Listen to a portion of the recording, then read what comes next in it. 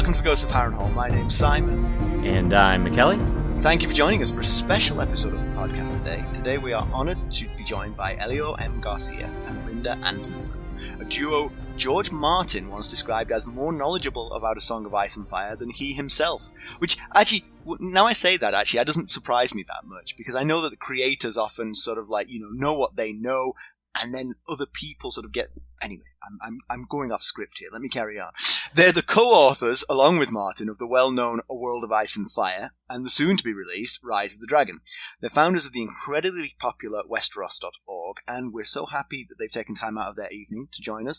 Thank you, Elio and Linda. Welcome. Yes, thank you. Your accolades read like Daenerys Targaryen. Right. Yes, thank you so much for having us on. We're always happy to talk to fellow fans. Indeed, thank you. It's always fun to do these sort of things. It's been a while, so it's good to get some of the dusted off. Right. Oh, that's good. When the trivia questions come, we'll see. Yes, I've got to say, when I reached out and then I heard back from Elio, I literally got goosebumps on my arm. I was so excited. They're gonna do it, yes! So, thank you for taking your time out to join us. It's absolutely. It's really fun, and it's been one of the great things. We started at the very early end of the fandom, and seeing how it's grown and expanded and evolved, and some part of us particularly enjoyed. When because as I said, I've seen your podcast before a couple times. I haven't really listened, but I did listen to the first episode, but. I love the fact that you're talking about the books primarily. Yes. That is a thing that has a lot of these TV show podcasts have shown up. It's great, lovely. It's led a lot of people to the books, but at heart we are book fans first and foremost. Yeah, perfect. As are we.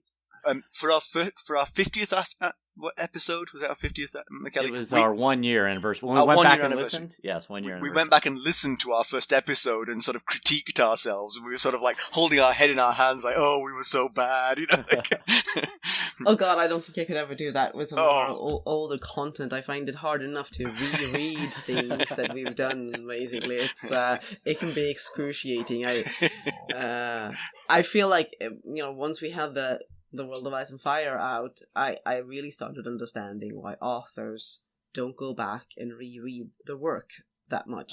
Because you will constantly be thinking about, that could have been done better, and this could have been done better, and now I do some article writing for a dog club, and I basically stopped reading the articles because I know that I will be, oh no, this should have been done better, and I should have proofread that better, and so on. So, yeah. That's how fans end up more knowledgeable about the books than the authors, because fans can stand to reread them. Right, good point. So, can you tell us about your A Song of Ice and Fire discovery story? I mean, how did you become interested in the books in particular? Did one of you read them first and suggest to the other? That starts with Linda, and I just usher or box her out while while she's talking. He wanted to join. Well, I was a big reader of fantasy, all sorts of fantasy, so I would check into the bookstore basically back on my way to or from the university. So this would have been back in 96 when the paperback of A Game of Thrones came out. And, back then I didn't use the internet that much. I had just started using the internet in 95, but book reviews and book discussion was still fairly uncommon, so books were picked up on the cover, basically. And there was this cover with a wolf and a handsome-looking young man with a sword and a castle and some snow and a horse. And a horse, and a nice horse as well. So, hey, this looks interesting. Turn it over with the back copy? Yeah. I'll take this home. They had Robert Jordan's... I think it did have the Robert Jordan's quote on it, and I had read The Wheel of Time as well. So, picked it up, took it home, and promptly fell in love with it.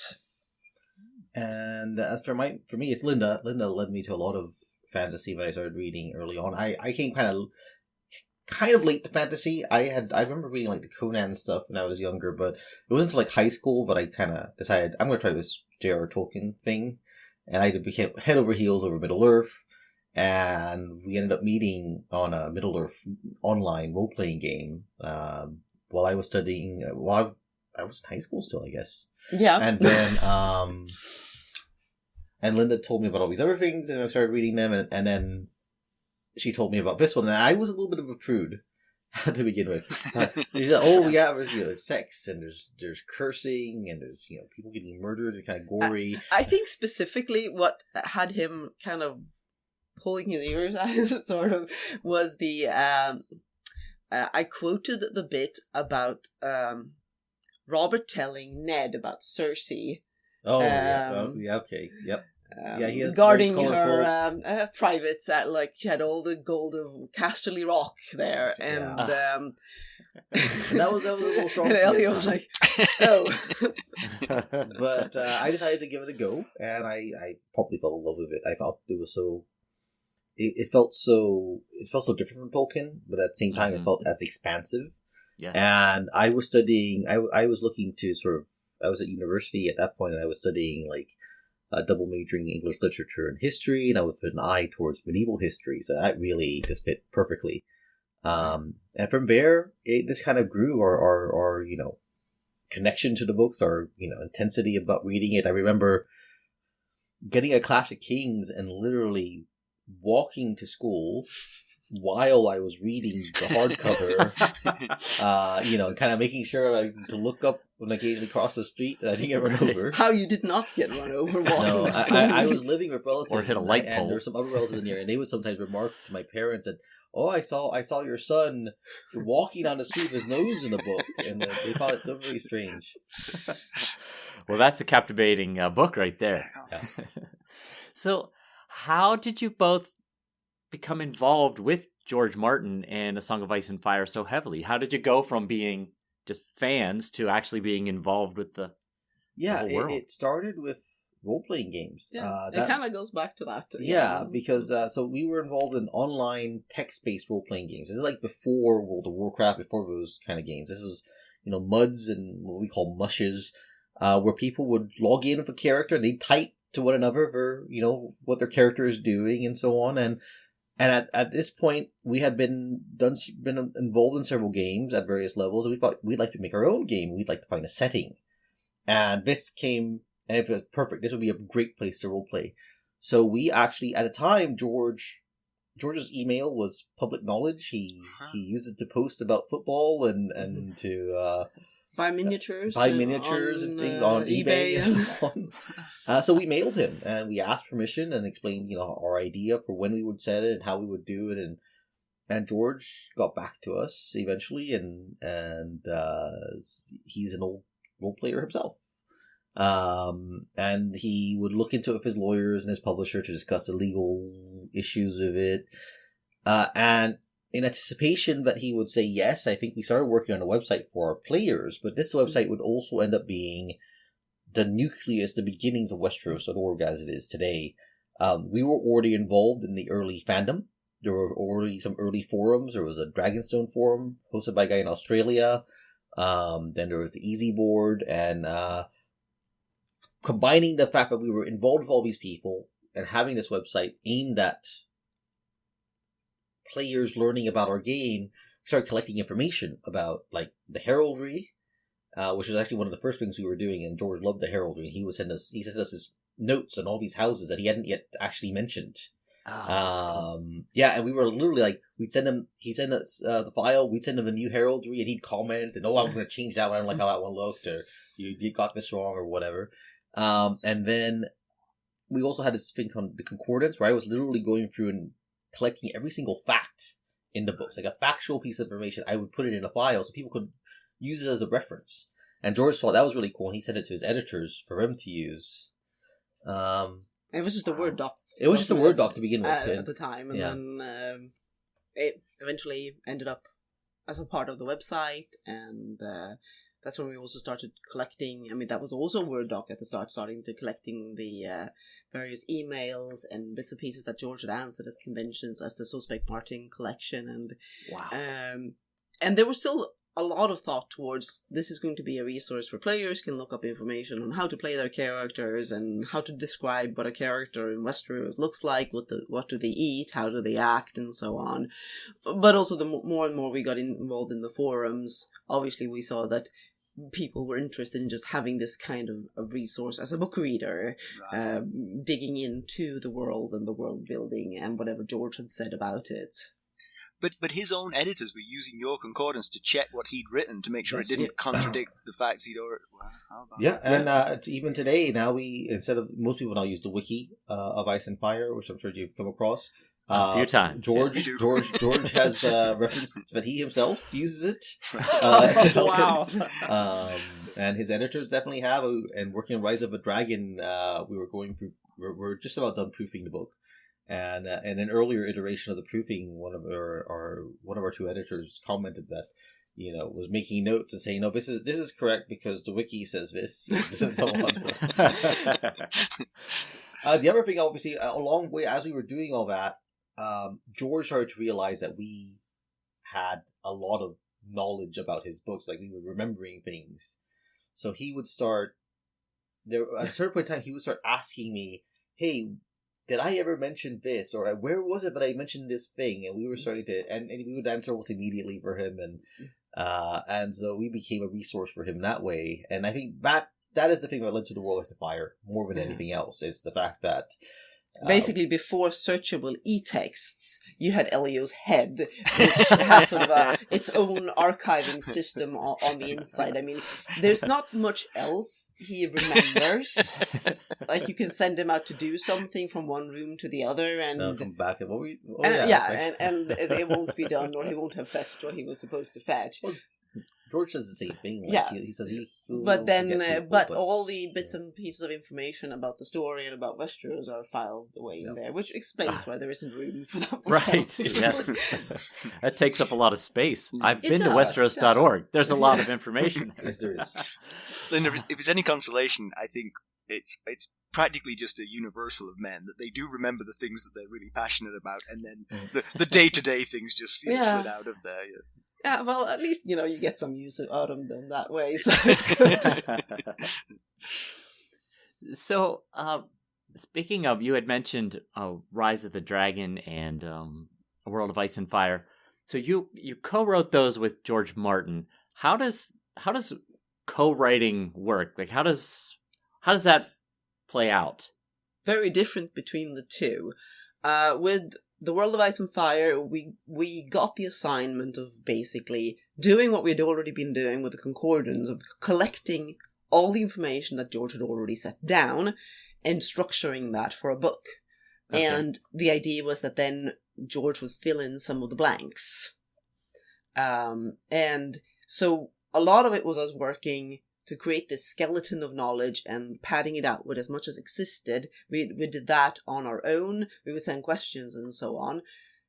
And then it was all going to go over to George and have him fill in details. So it wasn't like we were sending things back and forth all the time at that stage. And obviously it got delayed because George was late on the book and worked further on that. And then by the time he was going to get back to us with filling in the blanks or writing his sidebars to just expand on the information, well, that's when the sidebars turned into first 10,000 words on something and then 30,000 words on something else, and at that point we had to obviously check over all of that material, that it fit with existing material, so there was dialogue back and forth around that, and then we had to use that as another source to edit down and squeeze into the World of Ice and Fire.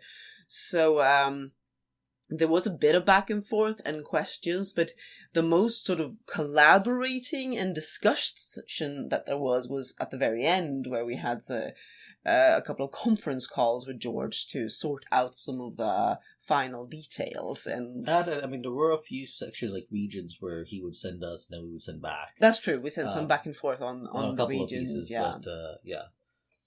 this on Rise of the Dragon, this one is, and we've said this initially because we knew people were going to be very upset, right? This book has George has had very little participation in this one. His name is on it because his name sells, and it's based on his material. But this is very much a book where we explicitly went out, we are going to do our best not to bother George. So this one is, we've told people, this is, if you've read Fire and Blood, if you love Fire and Blood, this is not really the book for you because it's not going to have practically no new information. It is a very condensed, and the idea was the publishers, I think, and discussion with George, and I think their idea were maybe, and this is my speculation, is that Fire and Blood did well, but maybe they had feedback from people that kind of fake history wasn't quite everyone's cup of tea. They wanted it a bit more to the point and a bit more condensed, and this is that version. At the same time, if you love Ice and Fire art, this is very much an art book. It has something like 180 new illustrations, many of them full page illustrations. Wow. So it's considered an art book with some text, rather than a textbook with some art. As a World of Ice and Fire. I think the format is going to be the same as the World same of Ice format. and Fire. It'll match. It'll look very pretty right next to it. Yeah. Well, speaking of the illustrations, I've always been curious about blueprints of castles and things like that. Like, do they exist in George's mind? Do you know? Does he have a blueprint of, say, the Erie? No, I'm certain he doesn't have an actual blueprint. He has very firm ideas about how some of those castles should look, and we have helped over the years. When Ted Naismith did his calendar, the famous Ted Naismith, did the first calendar was just castles, and we were part of the conversation where we were providing Naismith from our concordance. I was grabbing the information there and sending it to him so he would have this, and George was filling in and adding more details about some of these places. Like one of the best one was when we got around to talking about the depiction of Valyria, and Naismith had sent us this idea of it. And it looked very, Ted Naismith is very famous as a artist for Middle Earth, for Tolkien art. And we said, the main thing we know is like the topless towers. They had these very tall towers, and he did this very nice thing, and it was very elvish. And George said, that looks good, but it's not quite right. And then he wrote this thing, and if you've seen the depiction in The World of Fire of Valyria, it's this really sorcerous place with lava running through the streets and right. So on. So George, that was all of George saying, this is how it looks. Okay, so it's in there. There's a lot of details in there. Right. There's details, like he keeps mentioning the Serpentine at the Red Keep. So he has these details like that he always remembers. Like, I have put this a Serpentine step somewhere. Right. But a formal, we wanted to do I would love to see like castle blueprints and such. That would be really a cool thing. Would. Even if you're like a role player or just somebody who's like loves that kind of stuff. We do have one image, which isn't the blueprint, but it is architectural. It relates to the Red Keep, which is, I think people will find kind of cool because it's something like we've always wanted to see. So I won't say more, but it's a kind of fun architectural depiction. Yeah. So when, you've kind of touched on this already, but when did this become your full-time profession? And when you made that decision, was it a big jumping off point, or were you confident that it was going to be successful? We kind of fell into it. For a lot of the time we were students, both of us. I kind of thought I would be perpetually studying, and we were both thinking about PhDs. Me in classical history, and I guess English would have been the most obvious for you. So we were kind of thinking, well, we'll probably be, poor students for the rest of our lives because, as a classics major, you're not very likely to end up with anything particularly profitable. And then at some point, we realized that when we put ads on the website that, there were a lot of hits on those, particularly when we started putting them on the wiki and realized how much the wiki could pull in. At first, it was like, okay, great, this will support the website. Yes. Especially when it was getting more and more traffic and you needed more and more bandwidth. So great. And somewhere it kind of along the way of then getting the book contract and having the website earnings from as well on top of that, we realized that, well, we could probably, at least for a while, just focus on this.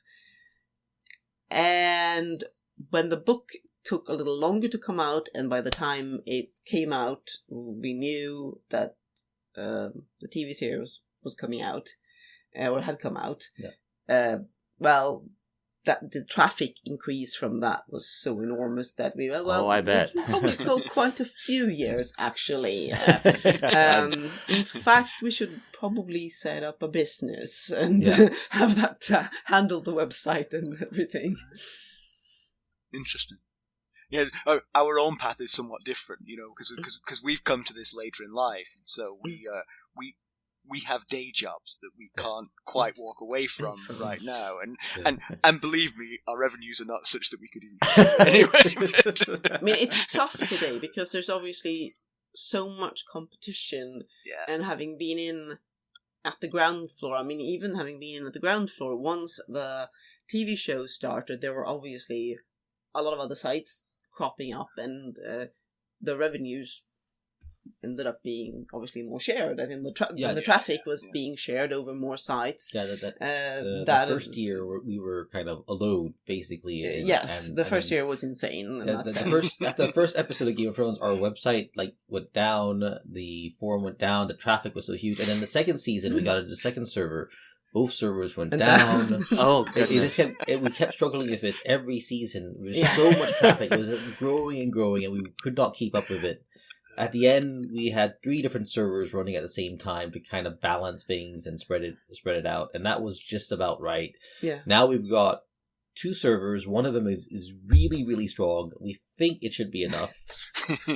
Maybe we should talk to Rachel about getting a third one. I don't know. But I think also we've got the forum and the wiki on separate servers now. That was a big problem. And that was a big problem because they were eating resources in different ways or similar ways, I should say. Yes, but they were one was hogging the PHP so it was a little stressful at times. Yeah, Simon and I expect to experience that problem any day, really. We're just we know it's around the corner. You never know when it hits, and oh my god, the servers are burning. The servers are burning. So I wanted to ask you again about background information. That is, we do a segment in our show called Background Information about about the chapter we're focusing on. Yes, something that cropped up in the chapter we just read. So background information is on my mind a lot as I spend the week thinking about what to focus on. So I wondered about things like, is there information that hasn't been used in a book yet, and therefore isn't available to public consumption? Like, for instance, I was just trying to think of an example, and I came up with Blind Sabazian, the Eater of Eyes. In Qarth, there's no additional background information on him available to the public, but does George have background information for situations like that? For instance, does he know what's west of Westeros? That's a good question. Sometimes he does. Sometimes he does. Sometimes he doesn't. Okay. We sat on background information from the history of Westeros since 1998 until the publication of A World of Ice and Fire, when he sent us details about the period that we were going to set our game in. Like, this might help. So some of our players kind of They never quite knew what we put into plots and such that were from George and that was from us. But when The World of Ice and Fire came out, they could see that, some of those events that you had on the game years ago were in fact from George. So some things he set in stone very early on. We know that he has a lot more information in his mind about some of the periods with Duncan Egg, for example. He has a whole folder because he revealed a bunch of things that he hasn't used yet when we had one of those conference calls, and told us we couldn't put that into the book because it was too spoilery for some of his future ideas. So there he has worked out a lot of things. So whether or not he writes the stories or whether he puts it all directly into a future TV show, given the negotiations about Duncan Egg and so on, he has a lot of ideas there. When it came to like faraway lands, the most illustrative story is probably when we're going to start filling in some of the non-Westerosi bits. And, well, we had all these place names from the Lands of Ice and Fire. Yeah, the map collection. And the thing was, the map collection, or the main world map, came about a bit oddly in the sense that they took this sheet of paper, or these mini sheets of paper that George had taped together to draw his whole world map on, and they were going to put that in a cleaned up form in the Lands of Ice and Fire as the big, it's a center, I mean, they're all fold out maps, right? Yeah. They're poster maps. They're poster maps. So, but when they looked at that, they realized that parts of the center were very empty. So they asked George to put some names there. And George put a bunch of imaginative names there. And then when we came to the World of Ice and Fire, we said, well, George, now you have to provide information about all of those places too. And that was a can of worms. in most cases there, I think he basically had a weekend and sat down and what kind of crazy stuff can I come up with for these place names that I just put down these names. Slightly more of a deal because each time he sent a file, because I was coming back from a press junket in London for the second or third season of Game of Thrones when the Lands of Ice and Fire was being worked, and George was sending, so he was emailing these files, and then he would have a short description of explaining some of the new places. So he had some ideas of kind of like this name and this refers to that, and then he would end up referring to all of that and using that to then expand on it. So he would come up with names, and it would spark in him some basic idea of what that place was. Yeah, a couple of lines about like the lands of the winged men and the fort, the 5 forts, and so on. And then he'd make a little note about it, and then we wanted lots more than just a line from him. And then I should look back to see if the oily black stone is something that he actually mentioned in one of those early mails, or that's something that he developed just as he expanded on it. We'll be right back. Hello, friends. Are you ready to make some unforgettable memories? Well, if so, consider the Marriott Bonvoy program. Discover the perfect destination for your summer getaway and unlock exclusive deals on luxurious accommodations. With our affiliate partnership, you'll enjoy unbeatable savings and a seamless booking experience. Don't let summer slip away. Visit Marriott Bonvoy today and make this vacation season one for the books. Use our Ghosts of Harrenhal affiliate page to check it all out and buy Bonvoy points or give some as a gift. The link to our page is in the show notes. But he definitely often goes where an idea, like a name, takes him and then sees where it reveals to him in the moment. And then sometimes you're surprised at how much he's got in store for a particular idea.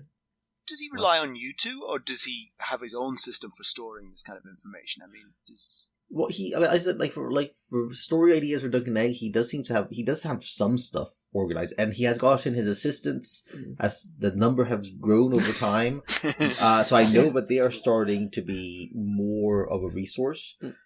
We have had questions from him in the last couple of years, and just recently we had a question which I was very confused by. It came by way one of his assistants, but then I didn't quite understand why that one was being asked. But now I do, because I think it relates to the continuation of Fire and Blood, about George, the second volume. So I won't say anything more about that, but basically, yes, questions still come to us on occasion. But now he has his assistants who've been organizing things for him, and I think between them and the wiki, they're starting to have a good sense of the information that actually exists.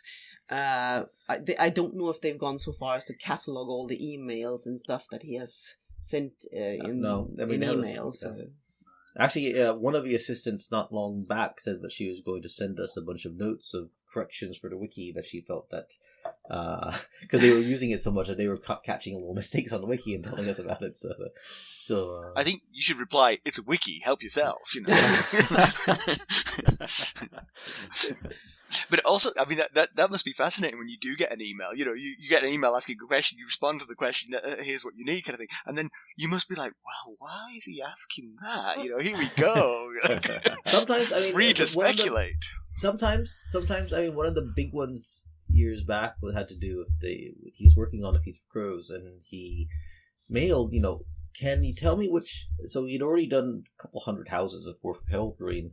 Can you tell me which houses I've given stars to as a symbol, as a part of her?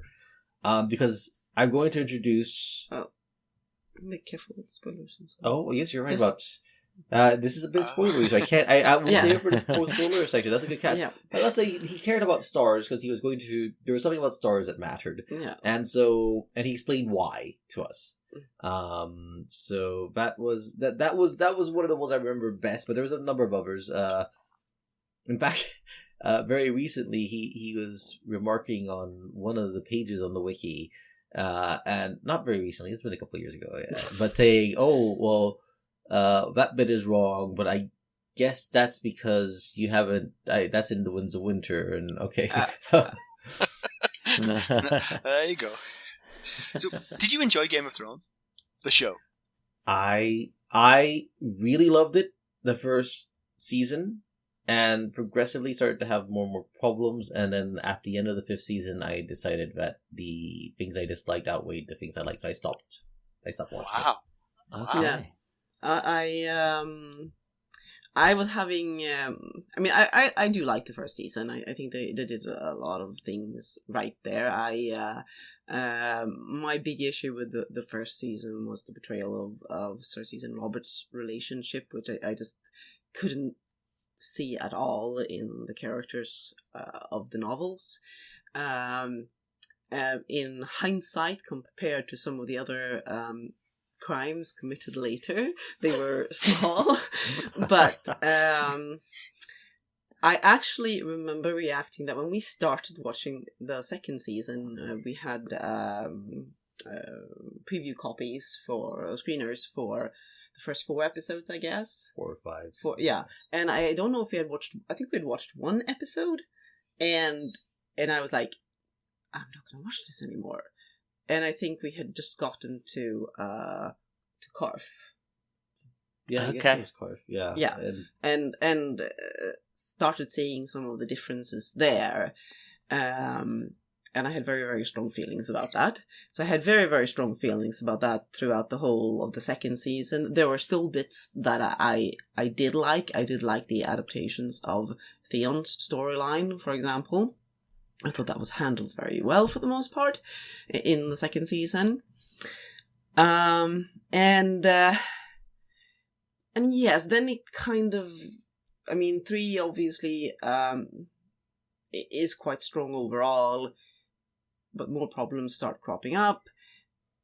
By 4, I was definitely rolling my eyes a lot, and 5, they were probably spinning through most of the season. However, I couldn't stop because I was helping the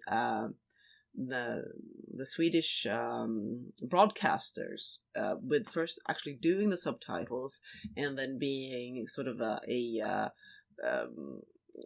expert consultant on making sure that the subtitles were right, because I did want the subtitles to be as correct as possible.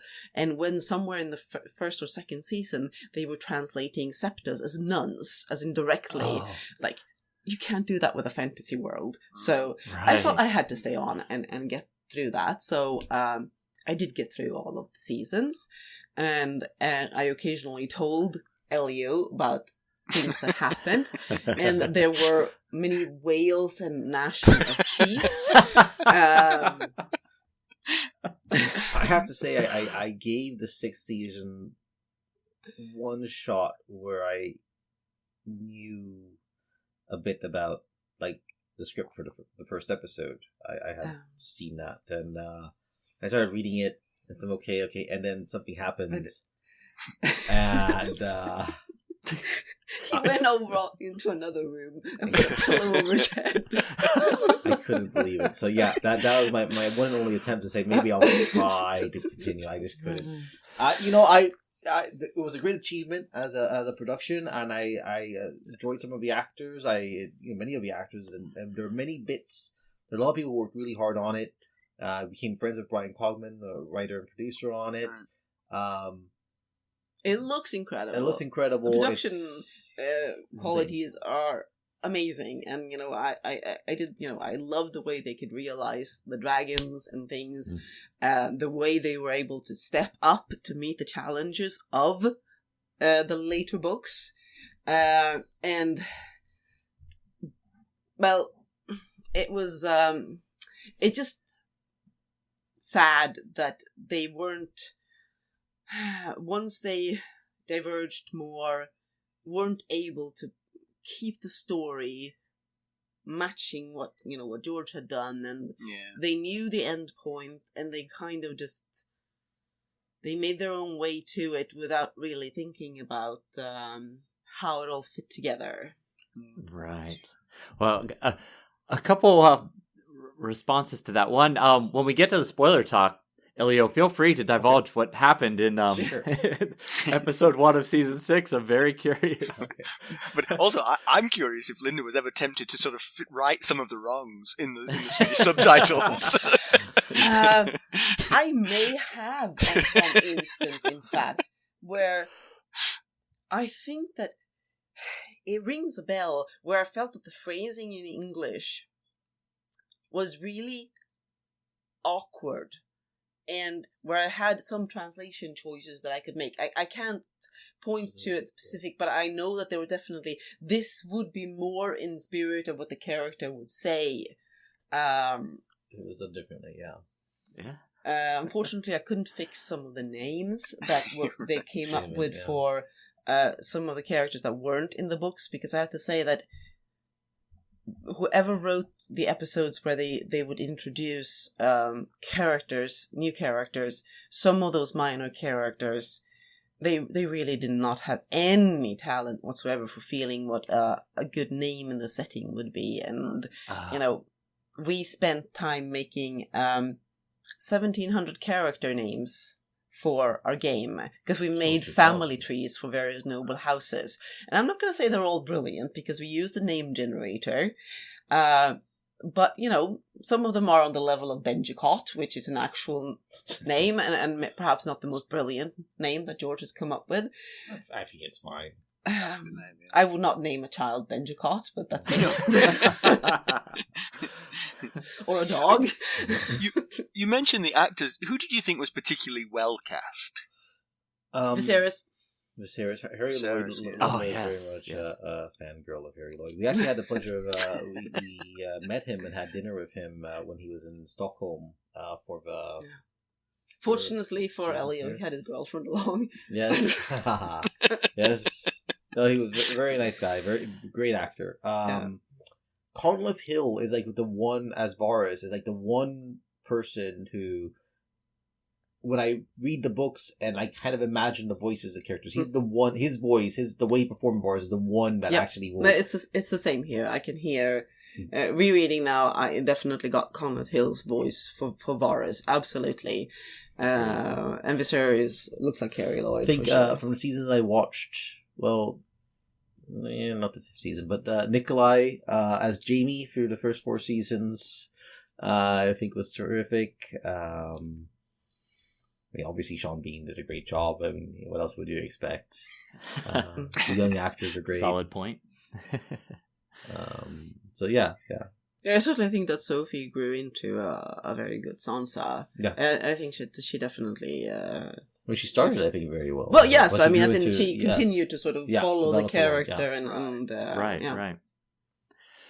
Well, so are you excited for House of the Dragon, or do you expect more of the same? I mean, so one of the things about House of Dragon is it kind of exists because we Warriors of Fire. I mean, right. We had this whole gap in the history, and George started to do his sidebar, and it grew into this massive thing. So, the text of Fire and Blood related to this is almost 100% the text that he wrote for World of Fire. So, on our public-facing role is it we feel like we can't quite talk about it the same way as we did Game of Thrones, right? And sure. we feel like it's not quite. I'm not sure. And it's also not the same thing in the sense that it is Fire and Blood is more of a fake history text, sure. an account of rather than a narrative in the same way. I mean, there are narrative bits within it, obviously, that are more akin to a novel narrative, but you don't have the same feeling about characters like, oh my god, the characters have to be portrayed in a particular way. So there's less concern as well, I'd say, about how characters will be portrayed as far as their personalities, because there's much more room, they're much blanker slates than the characters. And Fire and Blood is also, explicitly, it provides multiple narratives of the same thing, with Mushroom and so on. Yeah. So I feel our interest in it is less intense than it was in Game of Thrones, because Game of Thrones is based on Song of Fire, and there's these brilliant novels that we love. House and it of was Dragon, the first the time. First. Yes. I mean, but it's House of the Dragon is based on Fire and Blood, which is a much looser thing. So we're intrigued and we're hopeful and we're optimistic. I know Ryan Condal, the showrunner, is like a dyed in the wool true fan from before Game of Thrones. He was reading these books, so I think that bodes well. Yes. But I'd say that I'm more open to it being changed or things being a little different from what that text, because as it says, it's not a complete narrative. There is more formlessness. There's more. I think when Brian Cogman was initially working on the initial attempt at adapting it for HBO, I had remarked at some point about it. I would love that thing where where it opens with a play, and you're seeing players, actors, and then it morphs into the actual story, and you get this idea this is a version of the story. It is not the story. Whereas with Game of Thrones, they would talk about how George is this master storyteller, so of course we're gonna do what he's done, and then as things progress, very soon they started making real changes, and it wasn't just budgetary. It's we think we know better, and that's something that bugs George. He won't say it. I mean, I'm not saying about Game of Thrones, but he has remarked one of the things he dislikes in Hollywood is when they adapt someone's work is the screenwriter thinks he knows better than the original author. He doesn't say that about himself in his situation, but he has remarked it in other situations. So I feel the same way about it. So. Does not mean that we haven't raised eyebrows at the fact that the seahorse turned into an actual seahorse, Shame. I suppose. Well, in a horse with a fishtail rather than the sea creature animal, or that the dragon has been morphing between 2 and 4 legs on the various images. Shame. So we have a question from one of our listeners, Magnus, who wants to know, do you know where Tyrion lived prior to the events of Game of Thrones? We'll be right back. This episode is sponsored by Audible. To get a free audiobook, or 2 if you're an Amazon Prime member, go to our exclusive URL, audibletrial.com/ghostsharrenhal. You can find the link in our show notes. It was clear he was at court immediately before things, but I presume primarily in Casterly Rock. Casterly Rock is a very big place. He did not necessarily have to cross his father's path all that often. Right. I guess one wonders how long he had been at court, in the sense that he seems he had started getting a little bit of a reputation as obviously the imp. Yeah. People had gotten, he's a Lannister, so people are quickly going to catch on to that there's this really short Lannister running around court, sleeping with all the whores and what have you. And but I imagine it was a few months, basically, but he was not a regular... I mean, how far ahead was the tourney where he gets the thing that we can't talk about. Properly speaking, months passed between John R.'s death, and he died shortly, at the day or two after the tourney. When months passed before Robert shows up at Winterfell, which should be the case anyway. Months passed because it was a long trip.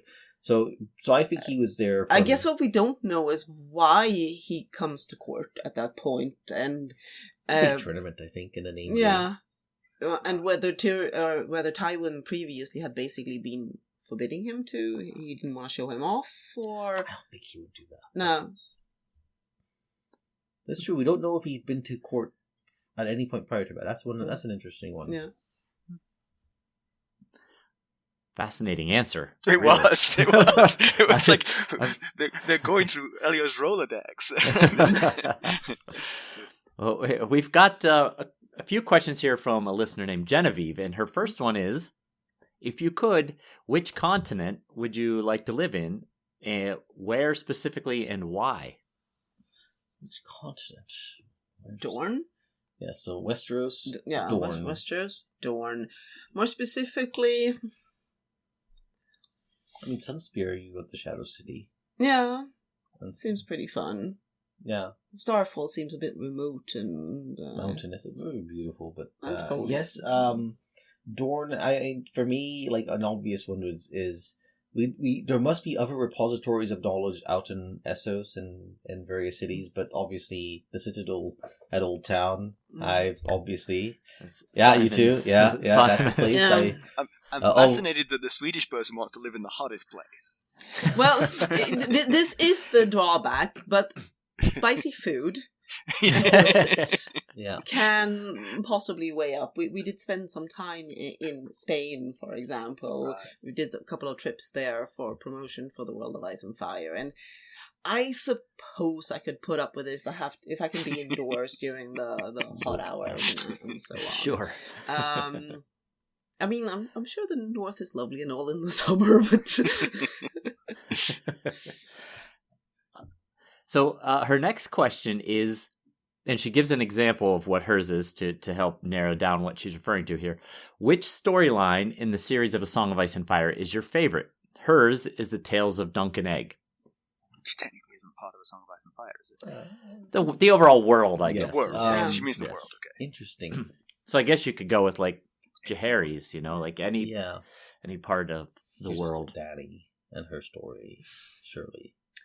Yes, I'm pondering whether it is Dany's story from the main narrative, or if it is anything in the history. I mean, there's obviously lots of interesting things to be had from...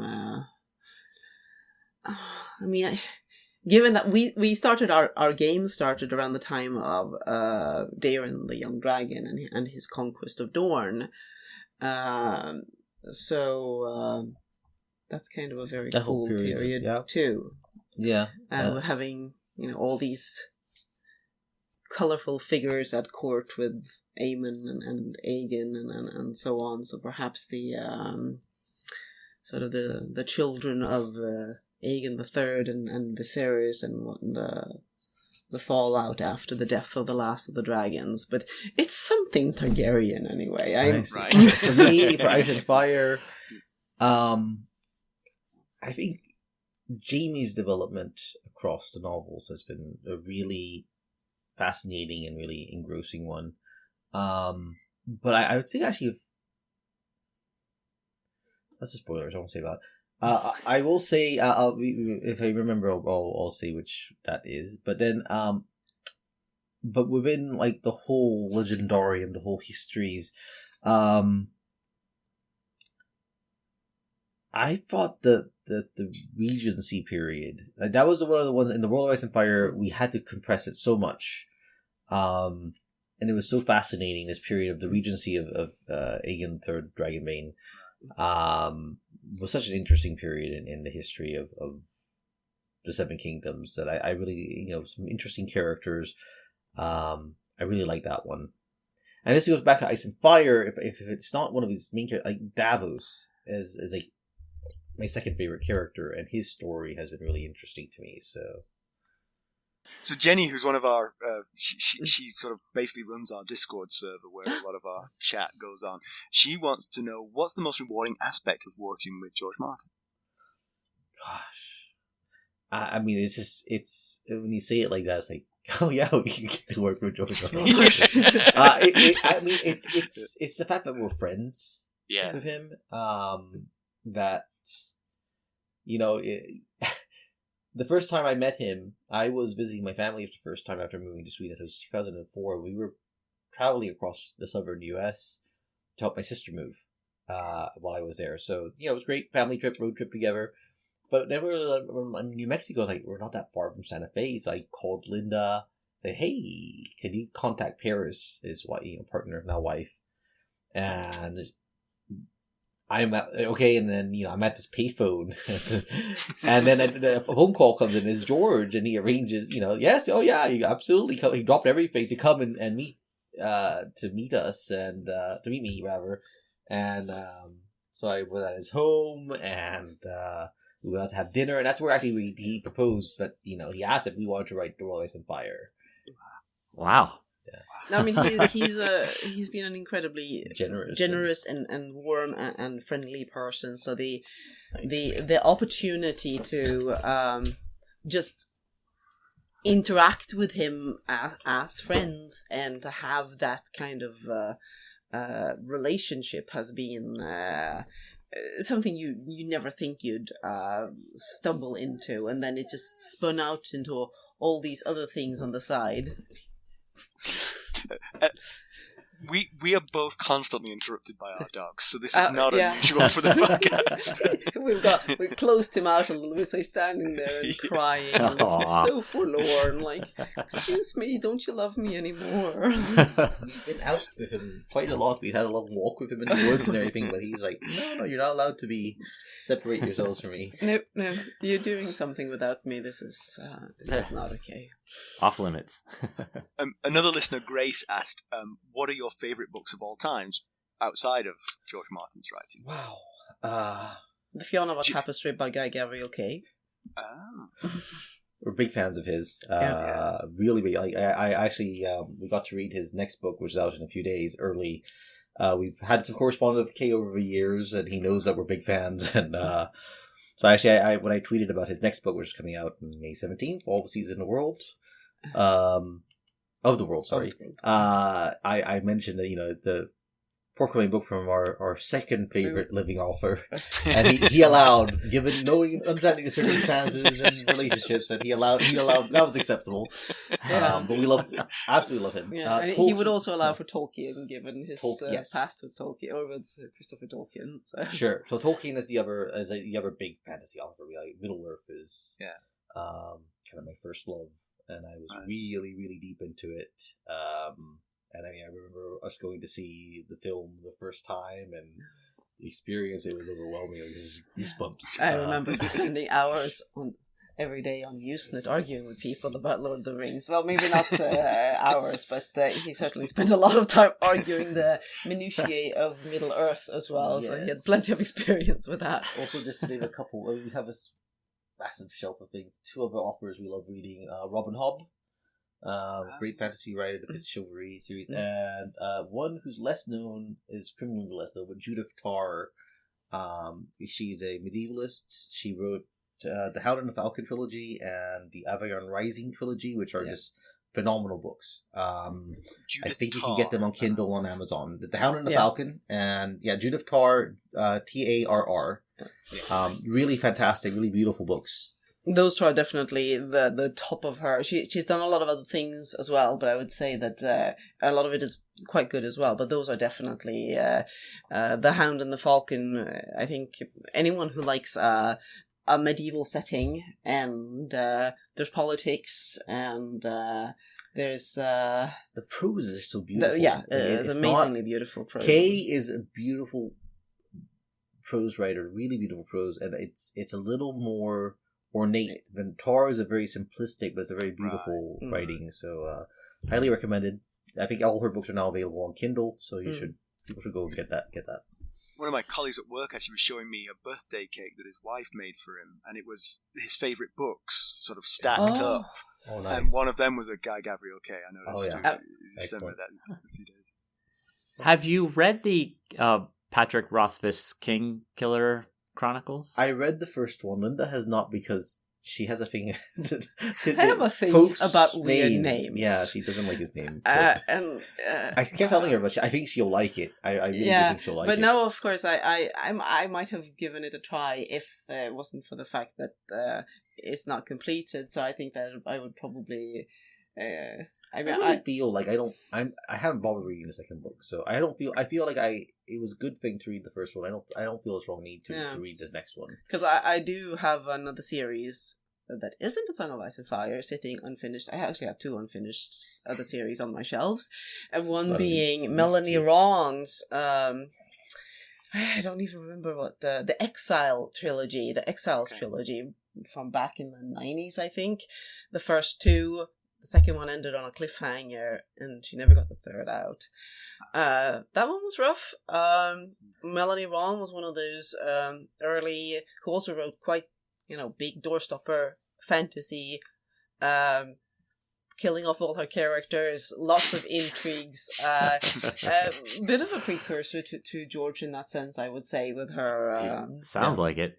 Yeah, they were also.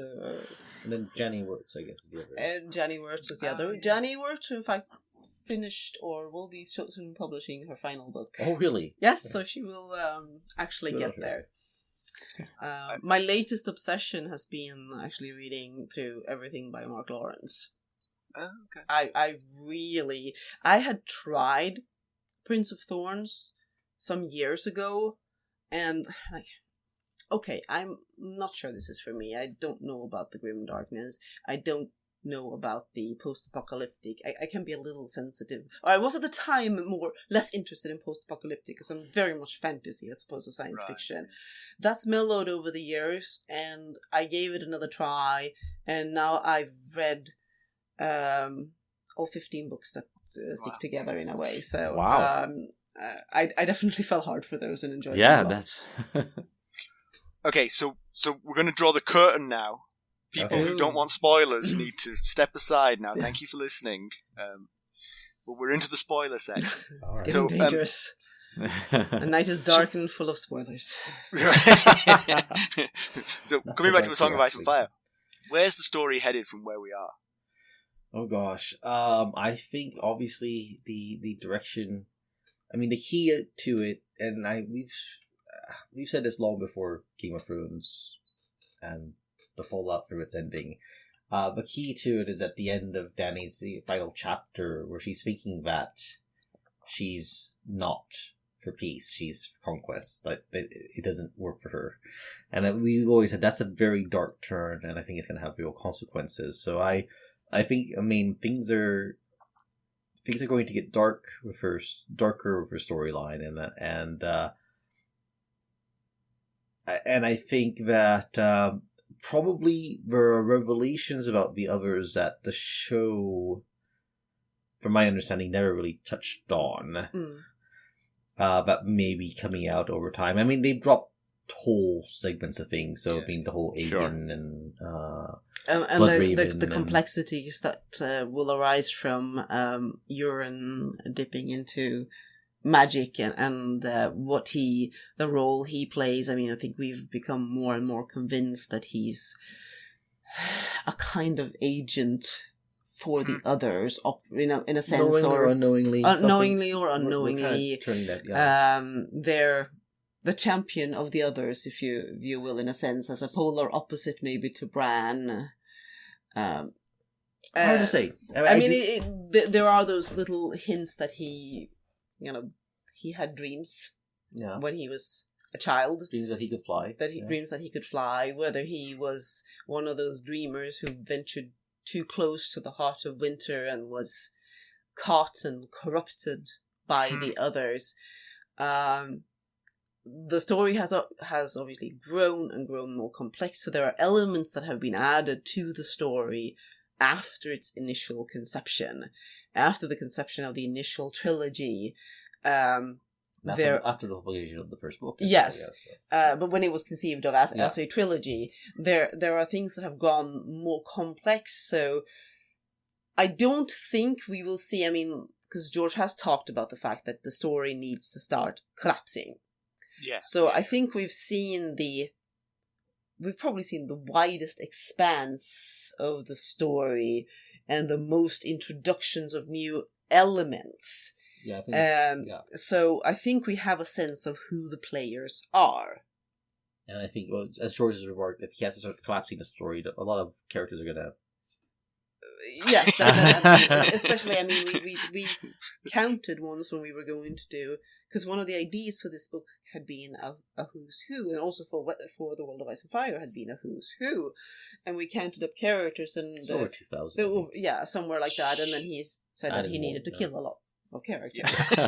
Kill some characters off to complete their arcs. Sure. So yes, collapsing the story means a lot of collapsing bodies as well. Right. But there's a lot of mystery left. And I don't feel at all that having a kind of endpoint from the TV series has really given away that much. Right. It's a little bit like reading the last page of a book, in the sense that, oh, that happened, but you don't know how the heck did it happen? Right. And while characters may end up in similar positions to where they are, the context, I think, will be very the different. contexts will be different. Okay. Sadly, I don't think the long-term survival odds for Danny are that great. Unfortunately, it's weird because even with the end of A Dance with Dragons, I guess there was still sort of a where I had this lingering idea that, well, the story is about Dany returning to Westeros and reclaiming her throne. Sure. That'll happen, right? And I suppose it could happen. Doesn't mean that it has to end there. No. It doesn't mean that she doesn't reclaim it and then something happens. Right. Sure. I don't, for example, think that a dragon necessarily is going to be torching the Iron Throne, because given that George did comment at some point that he knew who would be sitting the Iron Throne at the end, obviously the answer could be no one. Right.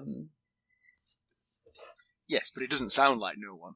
If you say the words, I know who'll be sitting on the Iron Throne, it feels like you think it's someone, yeah. Yeah, one of our listeners, Jenny, she specifically asked, where do you think Bran's story is going? Do you think it's going the path of Game of Thrones? Oh, we've had a lot of debates. Yeah, I know that Isaac has said he was told that this is what George said, the story. And I don't know exactly.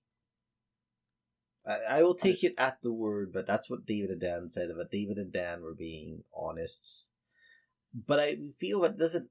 I admit that in my head, it's always felt like Bran is never leaving that cavern. That he's always going to be that is his. Well, not in his own body. Yes, that would be my caveat. That I think I don't think Bran's body is going anywhere. Right.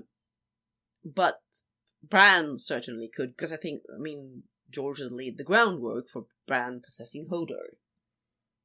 Sure, he's had him do it already. He has already had him do it, and I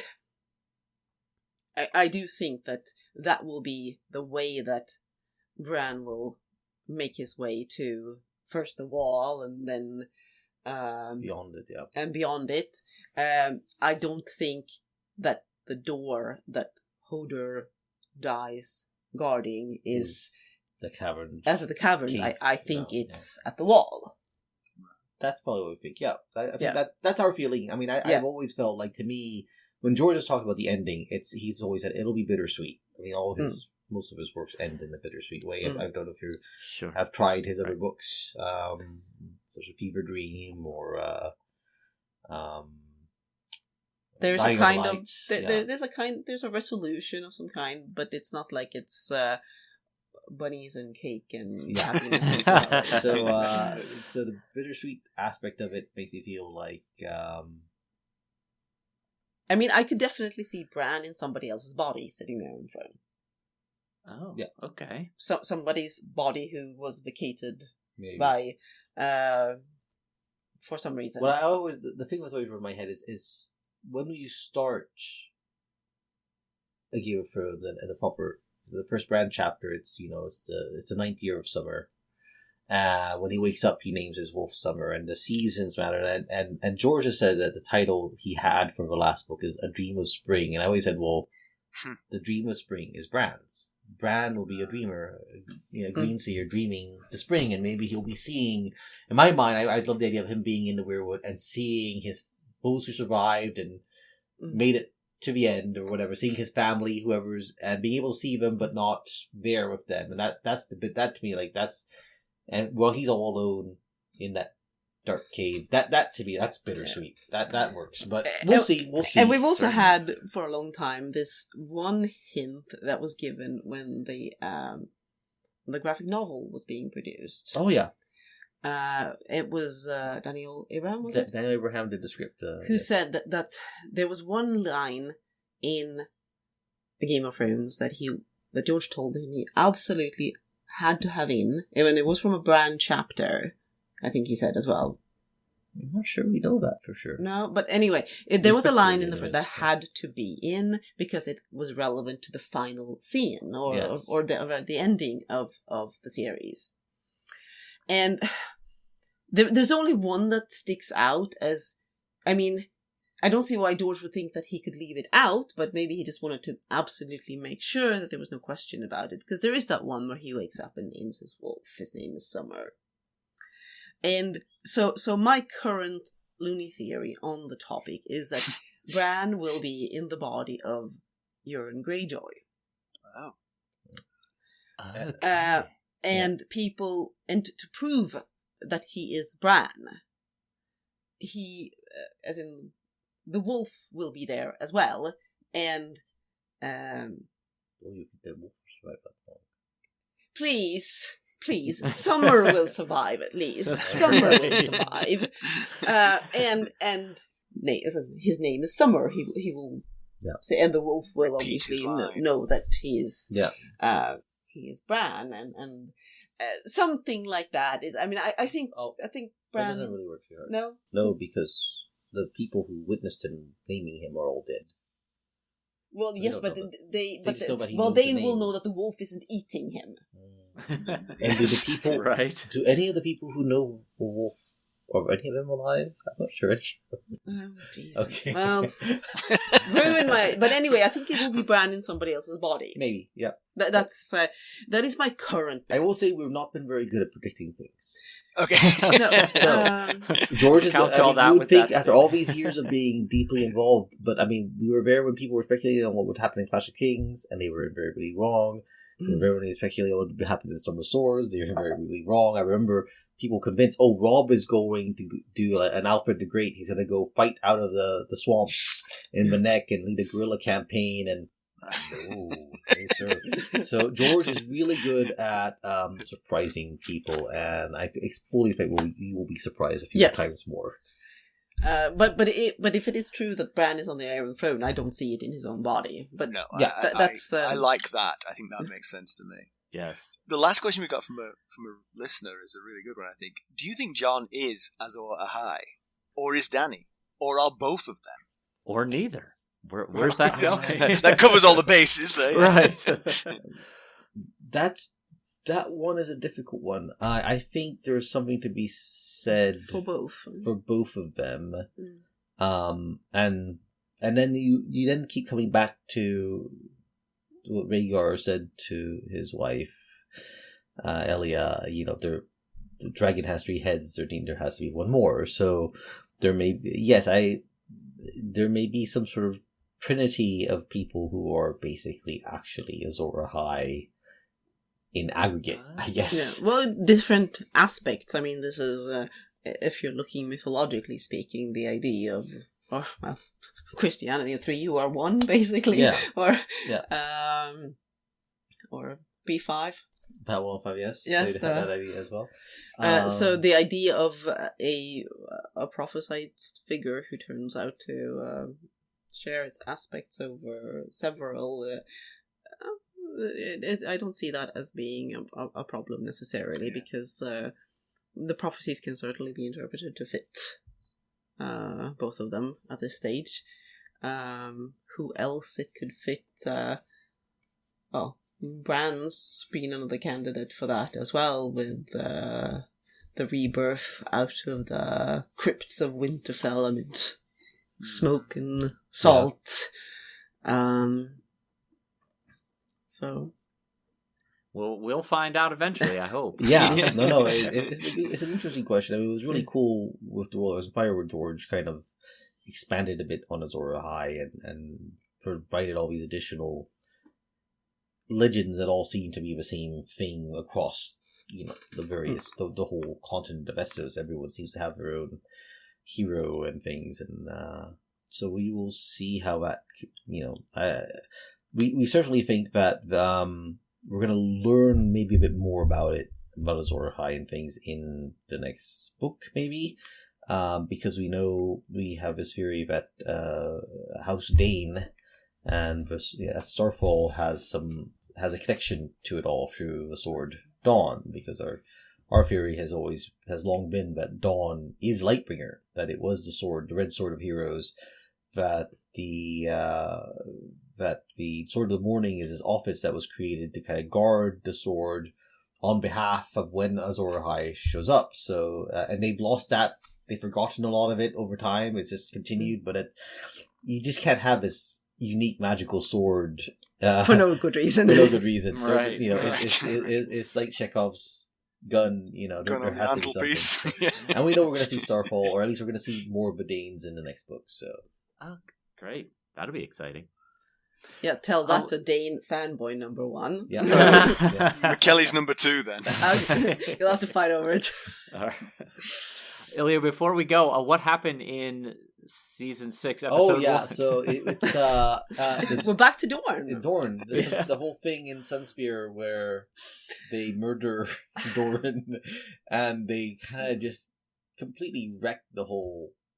Oh yes. It's weird because I knew from people that they loved Dorne in The Feast for Crows. They wanted to show Dorne, but the things that they loved about it apparently were not the things I loved about it. So that's be careful what you wish for. Like I would have loved. Yeah, the way that they characterized Ilaria and her motivations, and like, did you? Yeah, this has nothing to do with the character on the page. Like, how did you come up with this? And I want revenge for the death of my lover by killing his brother and his nephew and taking over the country and then getting ourselves wiped out. Yeah, it makes no sense. No. So when I saw that first bit, I just couldn't. No, I noped out of that one. So. Yeah, although he did come back very, very briefly for the final episode of season 6. Is it the final with the poisoning of Myrcella? No, that's season 5. Right. Yes, that's right. Right. Because when we watched that, we were both. Well, I mean, it all started obviously with the lovely Emmy Award-winning writing that produced the line, you think you want the good girl, but you need the bad kitty cat. I can't understand why that episode of all episodes. Yeah, and then we watched them sailing away. And we're watching Jamie and Myrcella have their heart-to-heart. And Elio goes, and now that she's going to go... the cliche of it, and then it's just... That's the thing. I literally was saying this would be the most cliche, stupid possible things. Then they actually did it, and it's like, okay.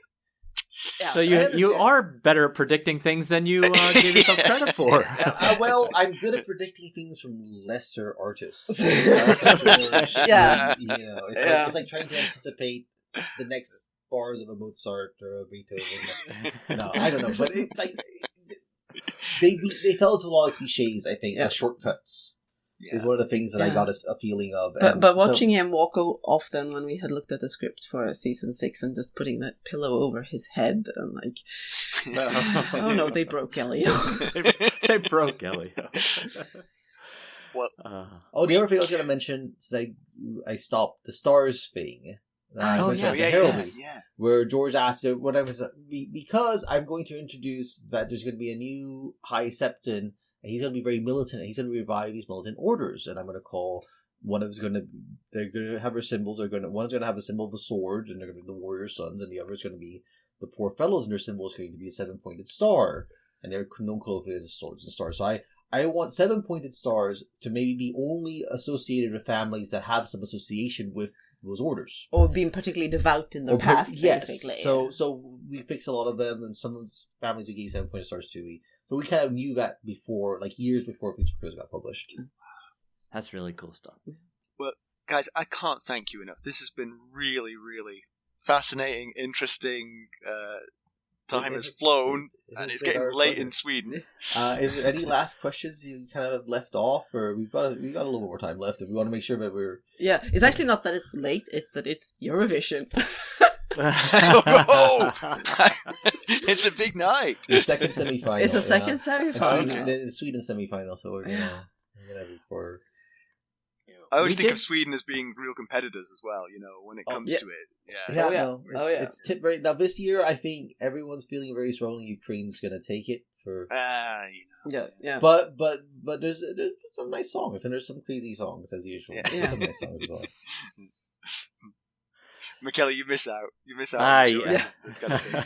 Well, I know that our Christer Brickman, he's the Swede he ran the Swedish Melodifestivalen for many years. They were our selection program, and then he actually was instrumental in founding the American Song Contest. Yeah, so he was behind that, but apparently he got out somewhere during the process. I guess they weren't quite seeing eye to eye on how to do it. But yeah, it's beginning to take off here. I mean, like I heard about it for the first time recently, and it's not like I follow song contests that closely. Well, I have to say the UK has if it weren't for the Ukraine situation, the UK's a lot of people really like the UK performance. But it's done very well on the various Paddy Power and other odds makers are taking bets on it. So. I just picked up that you guys have been talking about a song contest. Yes. I had no idea. I thought it was a sports event. It's the annual people get together in some countries at least and have fun. It can be, some of it can be very funny and some of it can be not intentionally funny. Some of it can be intentionally funny. Yeah, like if you want a sample, you can look up DJ Bobo, Vampires Are Alive on YouTube, for example. No. Or Ruslana, Wild Dances, for something Ukrainian. Yeah. That's a bold name for a Eurovision song. Vampires Are Alive. Yeah. Really, thank you so much. We had a great time. We are at the end of a very long list of questions. Thank you. Yes. Good luck with are you guys starting your Storm of Swords read right after this episode, or? Actually, you are our bridge. You are our bridge to get a few weeks off.